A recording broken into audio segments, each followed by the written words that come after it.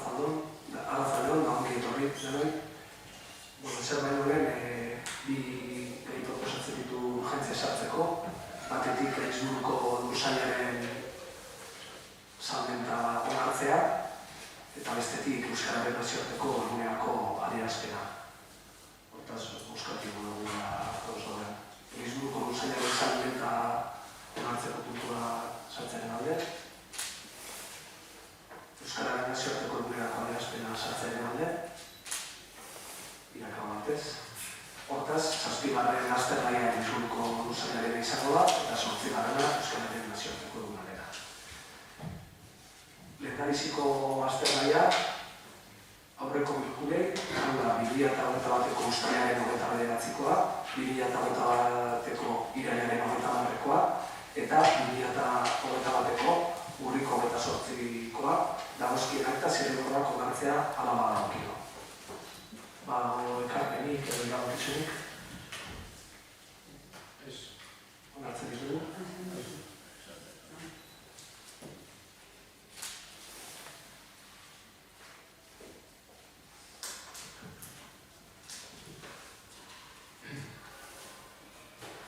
Bigarren aztergaia alkatearen dekretuen kontrola.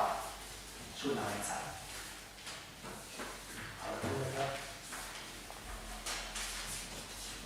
Lehen hau ikutzen du honezkene egunean ibilgailuak sartzeko baimena Mercadona, eta ez dut gertzen zen. Zer da hori? Eta municipala entzen hori.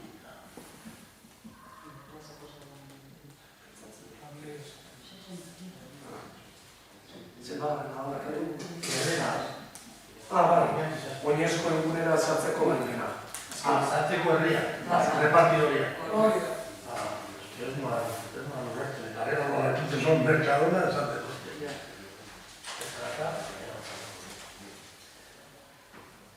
Beste bada, 622 udaltzaina baten kontratazioa, 6 egun.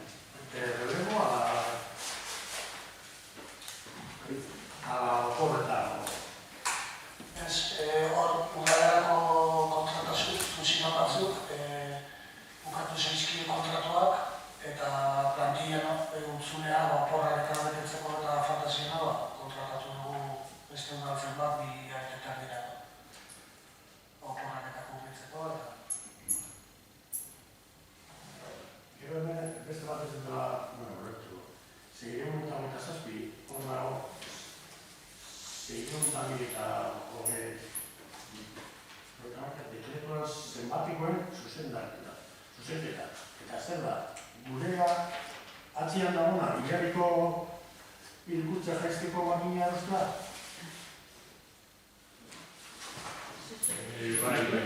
Bai, da berdina, pasatzen dugu beste dekretuan. Hor, egon ziren hiru eskaintzak, eta gero, eguazparen arterakoan, zenbateko zuzen hartu beharrian bigarren jarri zen. Eta horren basan izatea, duen delizu ditu bigoliko. Eta azkena, 600 eta 30 hirugarren atzitik. Lehen aukera herria 2020 puntu programa martxan hartzea.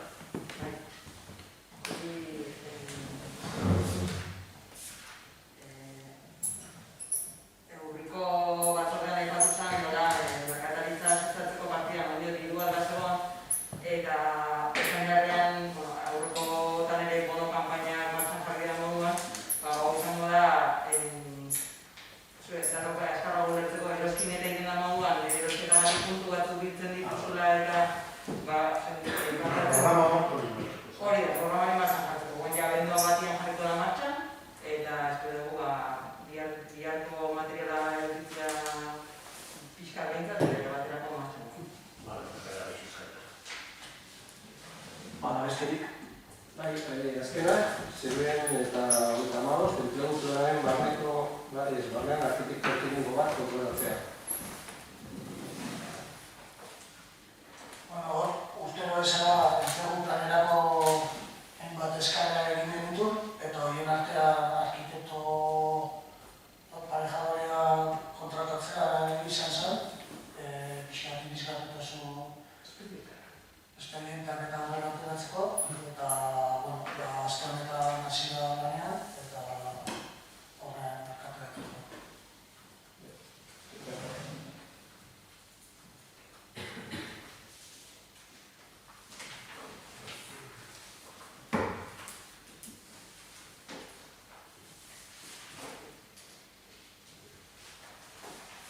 Hirugarren aztergaia, Debako udaleko laugarren zenbakidun kreditu aldaketa onartzea hala dagokia.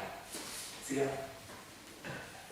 Puntu hau ogasuneko batzordean bilatu genuen, eta horrexan bigarreno aldian dago zerrenda, jakin batetik informatika ekipoa eta zerbitzaria 22.000 euro, brigadako kotxea erosteko 14.000 euro, izarte zerbitutako baratzako etxola 6.200 euro, kotako makinen alokaioa 12.000 euro, posta zerbitzua 6.000 euro, kultur jarduerak 19.000 euro, jaiak partidan egitea 56.000 euro, musika kontzertutan 8.500 euro eta jardueretan 3.500 euro.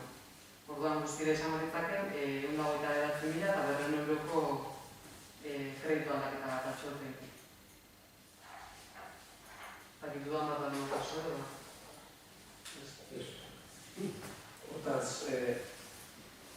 kreditu aldaketa onartzaren aldeko buskat. Hau batez.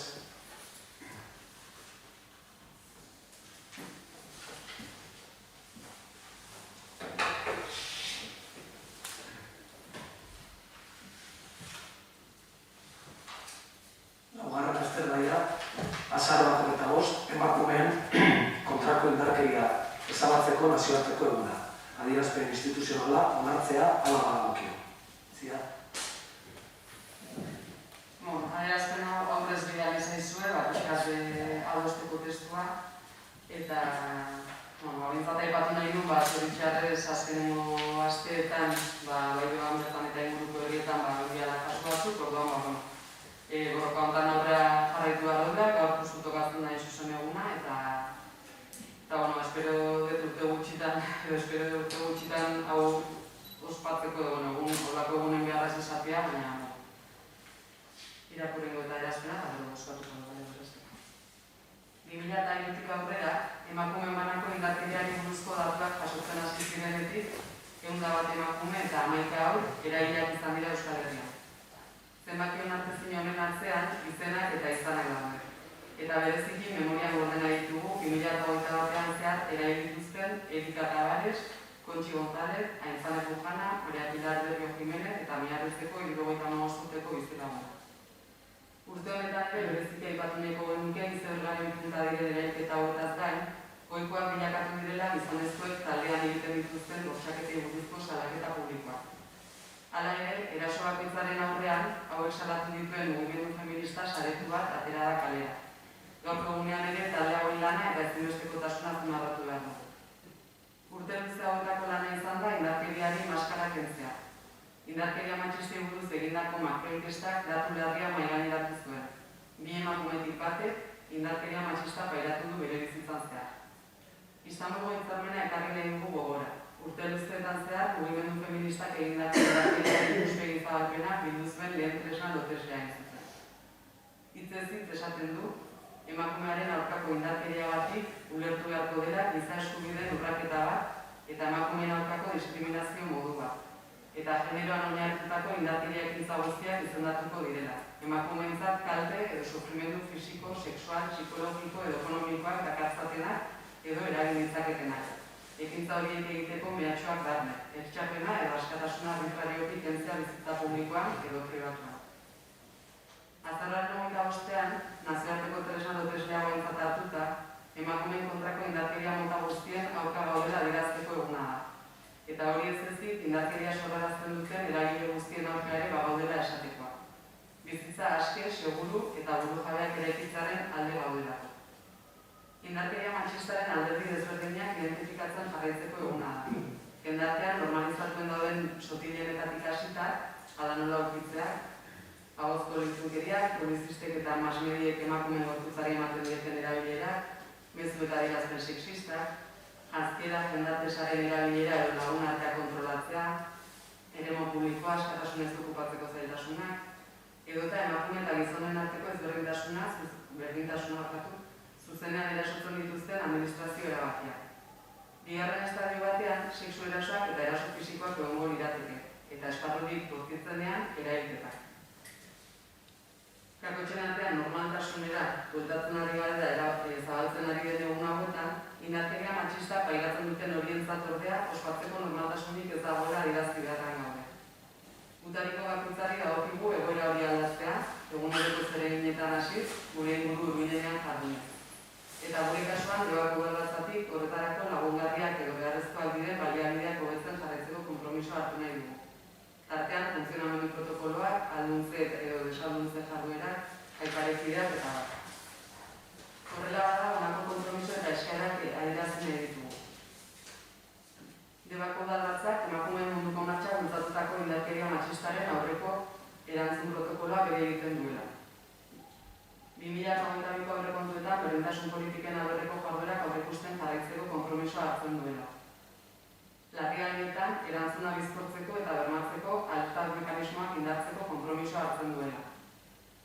Gipuzkoako Foru Aldundiari eta emakunderi emakume eta gizonen arteko berdintasunaren alorreko aurrekontu partidak handitzeko eskatzen diela, berdintasun zuzendaritzak eta epaitegi espezializatuak modu iraunkorrean sendotzeko eta indarreko legedia berraztertzeko konpromisoa hartzeko.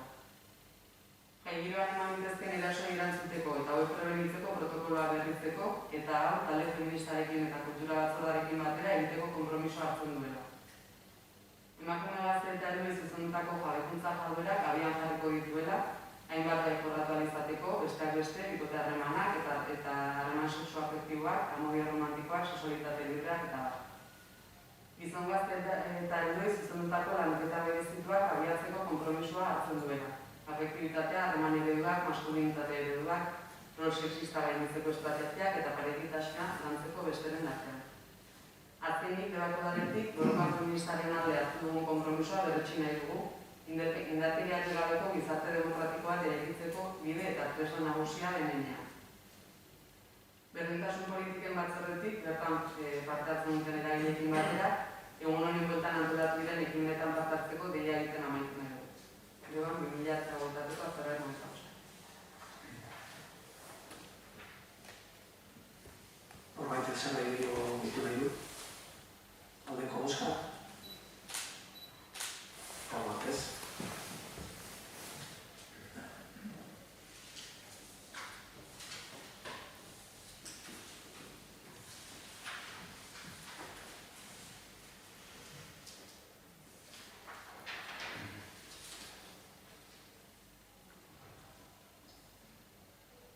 Azternaia, interes publiko goreneko proiektuen irregulazio berriari buruzko mozioa onartzea hala badagokio.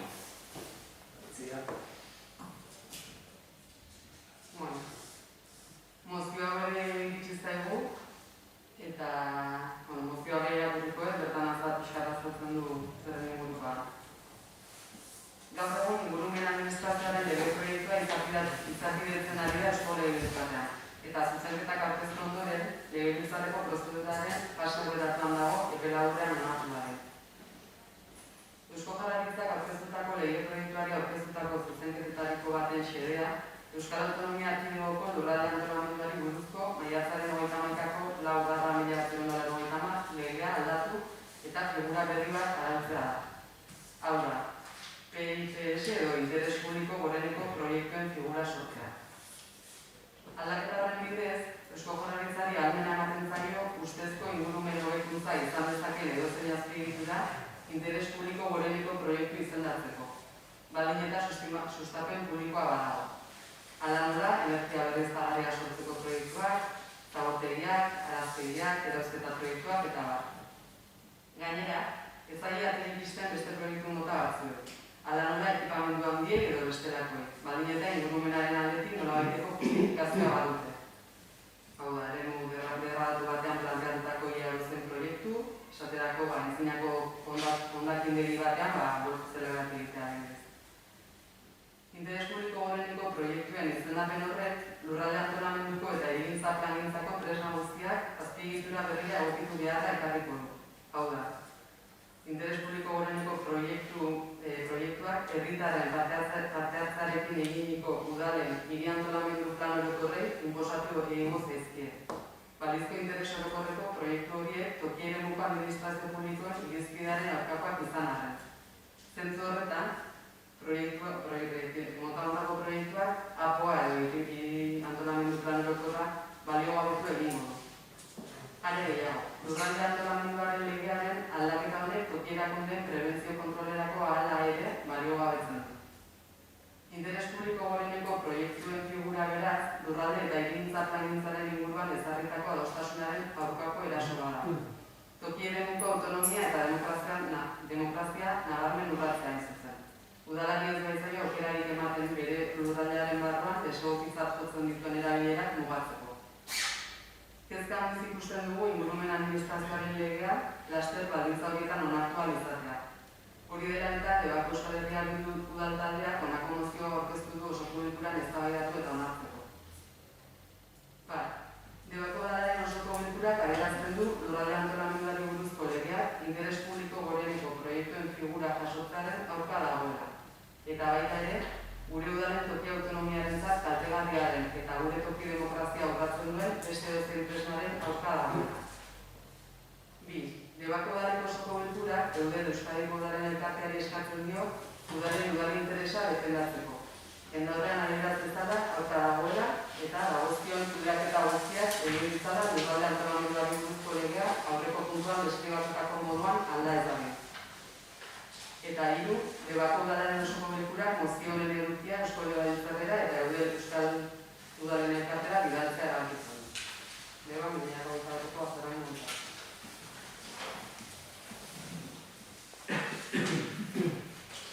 Badago ekarpen mozio honen arira.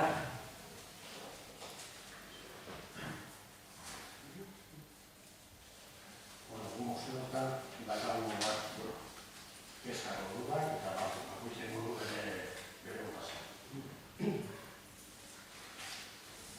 Nosotros en principio no compartimos ni el contenido ni el análisis del documento. Desde nuestro grupo estamos convencidos que el enfoque actual es la vía correcta y consideramos que mantenernos al margen o criticar las políticas del gobierno vasco en este sentido ayuda al avance o al desarrollo del país. Entonces, consecuentemente, vamos a votar en contra.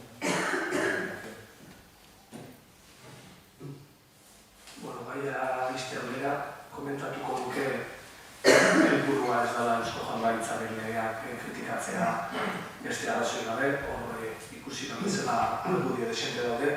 Nik laburmenduko nuke hitz egiten ari gehala lurralde antolamendu legea, hiru administrazio dute eskala autonomia erkidegoan, Eusko Jaurlaritza, Gipuzkoako Foru Aldundia, Bizkaiko eta Arabakoa, Foru Aldundiak eta gero udalak. Eta entramado guzti horri erantzunez eta lurraldean garapen ekonomiko, soziala eta hirigintzaskoa nola gauzatu lurraldean antolamenduan lege hor bitartez kudeatu izan da eta kudeatzen da gaur egun bai. Hortaz, nik nabarmenduko dituzke 3 puntua. Batetik gardentasunarena. Hau da, beste arau baten aldaketatik aldatzen dalako hau.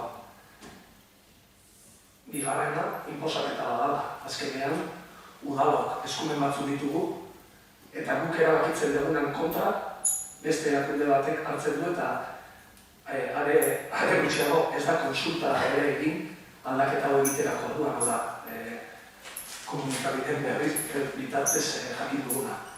Eta azkenek parte hartzearena, eta uste dut behin baino gehiagotan foro ezberdinetan aipatzen da, gobernantza parte hartzea, gure hortan ari gara, gogoetagotan, eta justo hirigintza antolamendurako plan orokorrak parte hartzea du oinarritzat, hau da, herritarrek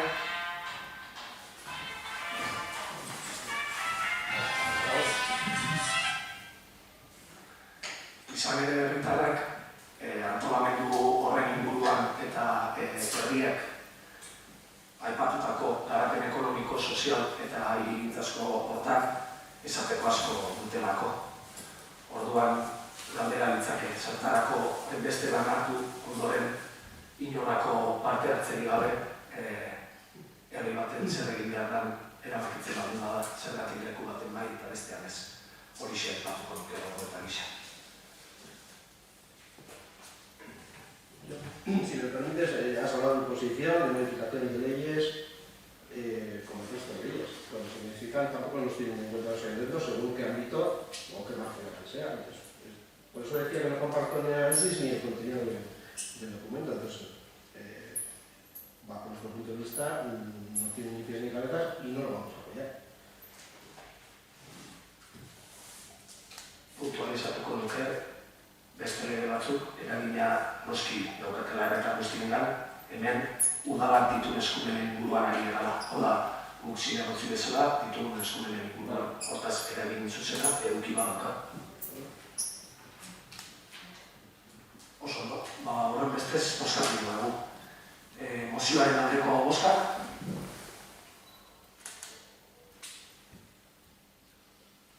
Aurkako bozkak. Abstentzioak. Hortaz, onartu egiten da, aldeko 8 bozkarekin, 3 aurkako 3 bozkarekin eta 2 abstentzioekin.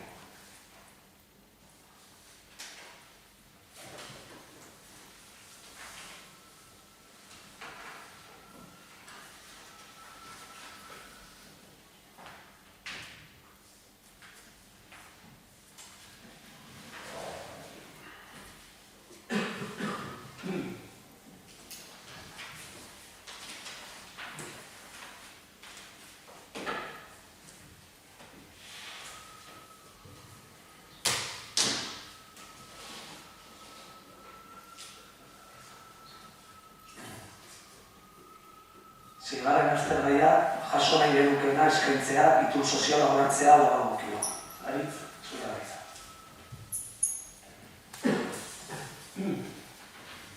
Migraziorako euskal itun soziala. Jaso nahiko genukeena eskaintzea. Migrazioa ez da egoeraren araberako fenomena, baizik eta munduan, Europa eta Euskal Herrian gertatzen den egiturazko egoera bat. Erantzun egoki eskaintzea obligazioa da barne zuzenbidea eta Europako zuzenbidea. Dimentzia emailea dauka. Etorkinek, asilo eskatzaileek, bidaiderik gabeko adingabe eta gazte atzerritarrek, iragaitzasko migratzaileek edo zergarritasun egoeran daudenek eskubideak eta betebeharra dituzte. Eta eskubide eta betebehar horiek bermatu egin behar. Etika demokratikoko dimentzioa ere badu. Izan ere, definitu egiten du gizarteak elkartasunerako eta zibilizazioarako daukan gaitasuna. Babesgabetasun egoeran dauden pertsonekiko erreakzio individual eta kolektiboak jartzen dira jokoa. Edo bakoitzak alduen egiten du, edo ondare komunak partekatzeko aukera sustatzen da. Etika unibertsalaren funtsezko premisitako bat da, beste ez egitea, beste geuri egiterik nahi ez duguna. Migrazioari dagokionez, jaso beharko genukeena eskaintzea da printzipio etiko nagusia. Balin eta gu ere, antzeko egoera batean suertatuko gaudena. Dimentzioa egoeren maileaz eta etikoaz gain, migrazioen erronkari eman beharreko erantzunak aurrebidearen alderdiaren jasotzen du. Herrialderik aberatzena migrazio fluxuak eta kultura aniztasuna modu egokian intentatzen jakin izan dutenak dira. Hala ere, migratzailean mehatxo gisa aurkezten dituzten diskurtso indartsuak mundu osoan ari dira ugaritzen. Faltsutasunez, arrazismoz eta populismoz samatutako aurregiritziek errendimendu alderdikoia lortu nahi dute, beldurraren bitartez.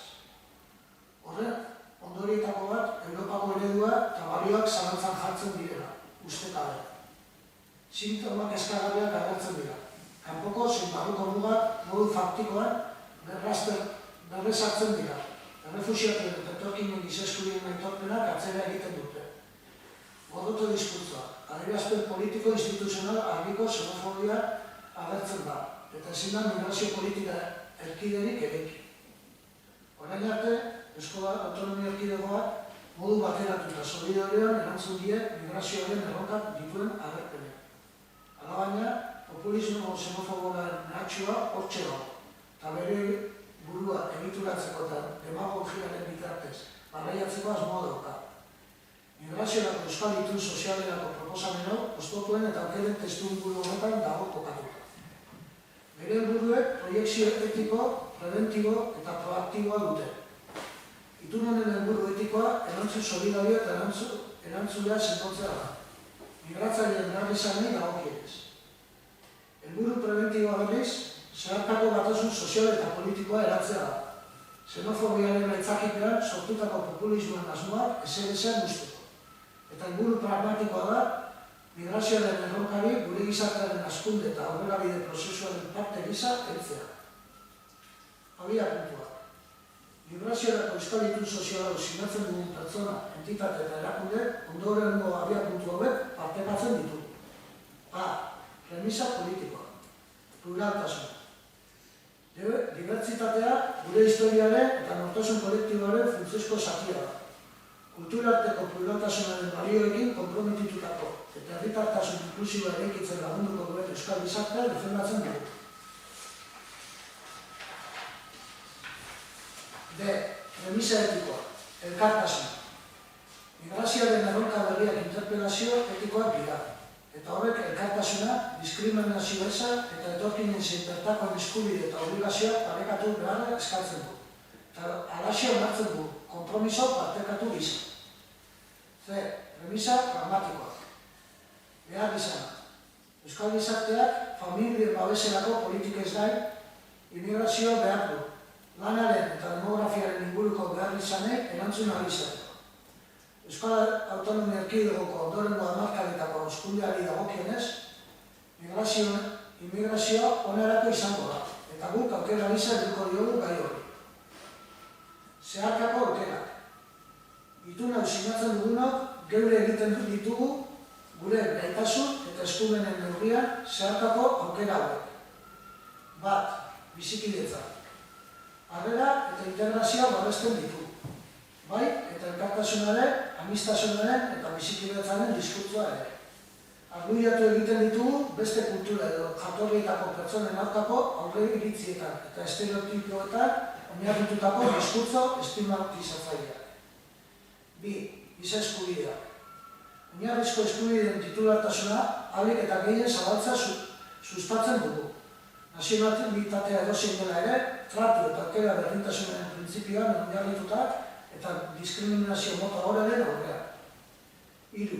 Zeharkakotasuna. Euskal administrazioen sektore politiketan, enplegua, kultura, etxebizitza, gizarte zerbitzua, segurtasuna, eta bar, migrazioa dakarren kultura aniztasunaren begira txertatzea. 4. Kohesioa. Irmotasunez, babesten dugu hezkuntzaren, osasunaren edo oinarrizko prestazio sozialen unibertsaltasuna. Bai eta enplegurako eta etxebizitzarako trebakuntza eta integrazioa jasotzeko ildoak mantentzea ere. Eskubideen eta betebeharren berdintasun esparrua. 5. Hezkuntza. Heziketa espazio inklusiboen eraketa sustatzen dugu. Integraziorako eta bizitzkidetzarako balio estrategiko gisa.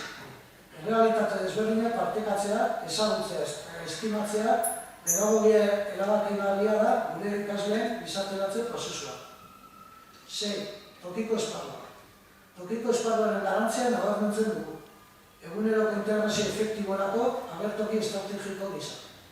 Bizikidetza hobetzeko eta kohesio soziala areagotzeko lanean udalekintza lehenesteko balioa dauka eta jardun hori babestu eta sustatu beharra dago. 7. Berdintasuna. Genero berdintasunarekiko konpromisoa partekatzen dugu. Gure bizikidetza eraikitzeko oinarrizko eta funtsezko printzipioa den aldetik. Era berean, maila unibertsalean eratzeko duen bokazioa ere partekatzen dugu. Kultura eta erlijio guztia kontuan hartuta.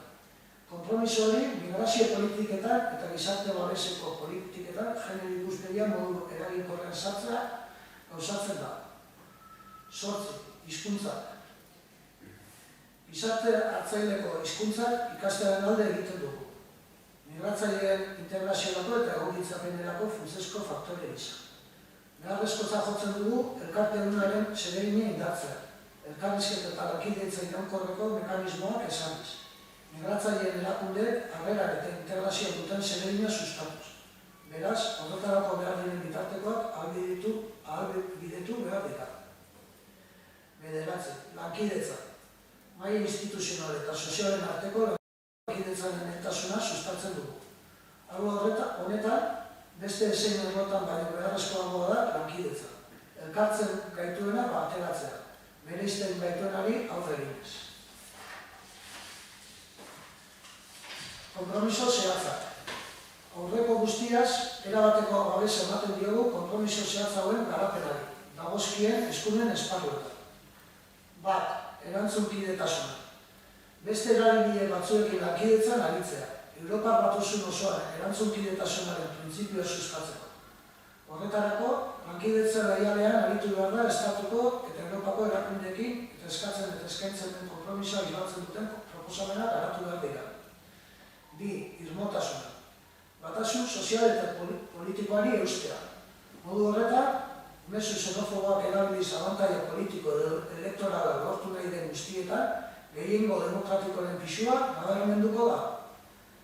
Hiru, immigrazio erregularizatua. Immigrazio erregularizatuaren aukerak areagotuko dituzten ildoak sustatzea. Kontuan hartuta jatorrizko herrialdeetako errealitateak, migratzaileen migrazio proiektuak eta erronka demografikoak Europan planteatzen dituen behar izan.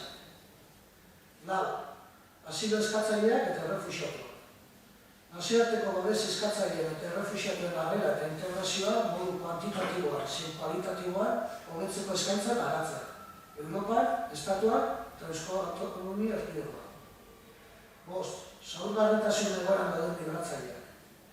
Behar diren baliabideak eskaintzea zaurgarritasun egoeran dauden migratzaileek erantzun humanitario egokia emateko. Arreta berezia jarrez emakumeengan, adingabengan eta giza eskubideen urraketen biktimengan. C. Erregularizatu gabeko egoeran dauden migratzaileak. Behar diren baliabideak artikulatzea. Iristen diren iragaitzazko migratzaileei edo erregularizatutako dokumentazioari gabekoei erantzun solidario eta humanitaria eskaintzeko modu horretan autonomia prozesuan alde egiteko. Zazpi. Bidaideri gabeko adingabe atzerritarrak eta bidaideri gabeko gazte atzerritarrak. Behar diren baliabideak edukitzea. Legezko betearrei adingabearen interes gorenaren printzipioaren betearazpenari eta gaztea gizarteratzeko eta laneratzeko proiektuari erantzun partekatu bidezko eta egokia eskaintzeko. 8. Esku hartze humanitarioa. Gure gaitasun instituzionalen neurrian, dei humanitarioei erantzutea. Bai erakundek egindakoei, bai bertatik bertara, Mediterraneo itsasoan, jatorrizko erredoretan edo iragaitzan, aritzen diren nazioarteko tokiko gobernuzkanpoko erakundeek egindakoei. 9. Prebentziozko esku hartzea. Lankidetza proiektua babestea edo garatzea. Migratzaileen jatorrizko herrialdetako progresiaren, bidegabekeriaren eta desberdintasunez zergatiak eraldatzeko. Eta herrialde horietako giza kapitala eta indarguneak sendotzeko. 10. Bizikidetzaren kultura.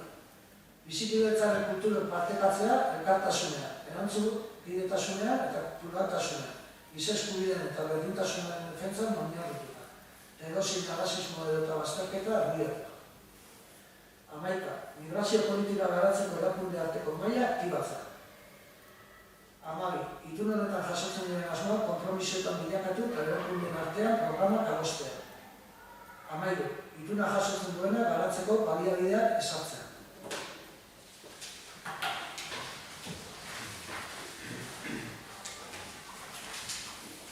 Badago elkartenik. Aldeko bozkak. Hau bat ezartaz.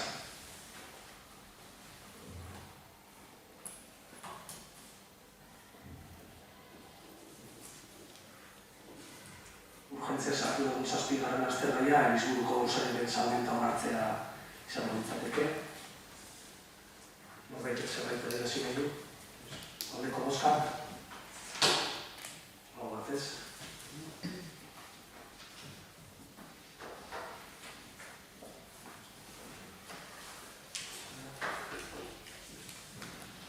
Zortzigarren aztergaia, Euskararen egunerako adierazpena. Aritz, zure adieratza.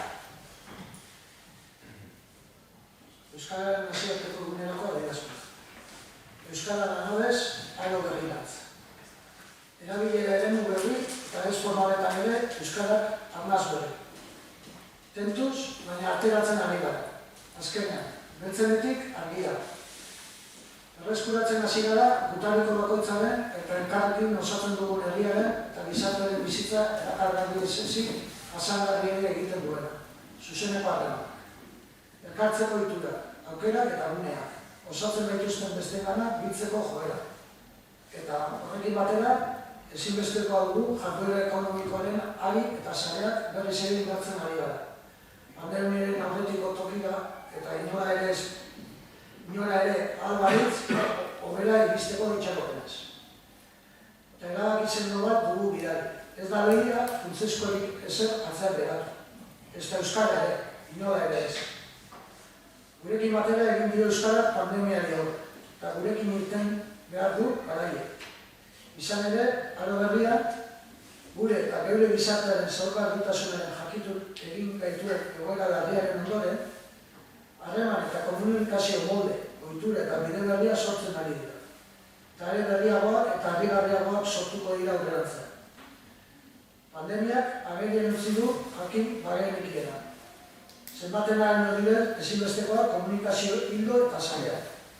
Zenbaterainoko balioa eranzten dion komunikazioa gure zen nahi jarduerari. Orain jakiteaz gain, sentitu ere egiten dugu errealitatuen. Sakon-sakoneraino barneratu dugu komunikazioaren harremanaren funtsezkotasuna. Hori da, aro berriaren ezaugarri nagusietariko bat. Eta hori bera du euskarak erronka. Komunikazio eta jardueraren berrietan ere, naturaltasun osoz, dagokion tokia hartzea. Eraginkorki, tinko. Euskara, euskal hiztunon komunitatearen jarrera proaktiboari esker, IKT-ek hizkuntza gutxituen edapena eta indartzerako ekarri duten erronka handiari aurre egiten ari zaio. Komunikazio eta informazioaren teknologian, sareetan. Badu toki, baliagarria da. Eta zinez zaila du hizkuntza ozeano erraldoian horrelakorik lortzea. Eredugarria da, alor horretan ere, euskal hiztun komunitateak egin duen eta egiten ari duen lan. Besteak beste, erabilerarekin zuzenean loturiko presentzia delako euskarari benetako bali erantzia dakarkiona. Eta argi geratzen ari da, erakunde publikook eskaini behar dugun ezinbesteko babes eta lidergotik, ekimen eta lankidetza publiko-pribatuaren eskutik lan egiten badugu, erronkaren neurriak ez gaituela beldurtu behar. Gai garela, argido erakusten ari garelako. Adibidez, hezkuntzaren munduan, hedabideenean, osasungintzarenean, eremu sozioekonomikoan, administrazioarenean eta beste hainbatetan urratza ausartak eman behar direla eta ematen ari garela euskal hiztunen eskubideen gauzapen errealean. Eta horietan guztietan aurrera egin beharra dago, jakina, aurrera pauso sendoagoak emanez, jarraikortasunez, etengabeko berrikuntzaren bidetik eta guztion konpromisitik. Baina pandemiaren osteko aro berriaren hasiera honek beste ikuspegi bat eranztea eskatzen dugu. Hizkuntzaren erabilera formalekin batera, eremu ez formaletako landu beharra dago, behar besteko lehentasunez. Euskal hiztunak naturaltasun osoz gauzatu behar du euskaraz bizitzeko aukera. Eguneroko harremanetan, eremu formaletik lan mundu, aisialdi, kultur edo kirol eremotara igarotzea. Hori bera baita, hain zuzen ere, euskaraz bizitzearen ezagalitako bat. Ezin dizkigulako euskararen ukatu, gortuz eta espirituaren atzeden eta gozamenari lotzen zaizkion eremu horiek. Eta hor, aurrera egiteko, hiztunen konpromisoa ezinbesteko izango da instituzio egin behar dugun adeginak. Bitartekoa jarriz eta eredugarritasuna erakutsiz. Euskararen bizindarra dugu jokoa. Eremu formalez gainera, eremu ez formal horiek euskaratzen irabaztaren erronka. Izan ere, alor horretan, euskararen erabilerak jauzi bat egitea, errotik eta norebide zeharo positiboan aldatuko duke hiztun asko eta askorenga, oso bereziki gazteenga, euskararekiko bizitena. Aizialdi eta kirolaren eremuek badituzte, bestalde, berezko ezaugarri baliotsuak hizkuntza erabiltzeko dituren aldaketari dagokionez. Eta askotariko antolakuntzarako joera dute, kluba, federazioak, elkarteak, taldeak eta bat. Nepez, bilatuko genuke esparru egokia hori gazten gara iristeko. Euskararen erabilera ez formalari bere biziko bulkada ematen. Partaide gazte zein ez hain gaztengan, euskararen entzat urratzgar eraginkorra egiteko gogoa aktibatuz. Horra beraz, egin bizuna. Aukera paregabea dugu normaltasun berri baterako bidearen hastapen honetan, berreskuratzen ari garen plasmatuko ditugun harreman eta erabilera eremu berrietarako euskara bidelagun ez ezik lanabez eraginko bilakatzeko. Guztion esku dago. Euskara prest dugu, gure gizartea gogotzu, gure herria erabaki hartuta, abia gaitezen.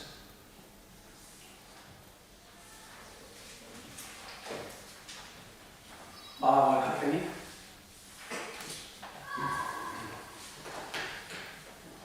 Aldeko bozkak. Aho batez.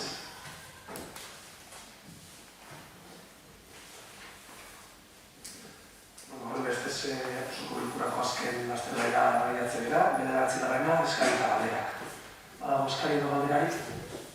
Ez? Honen bestez amaitu dugu osoko bilkura.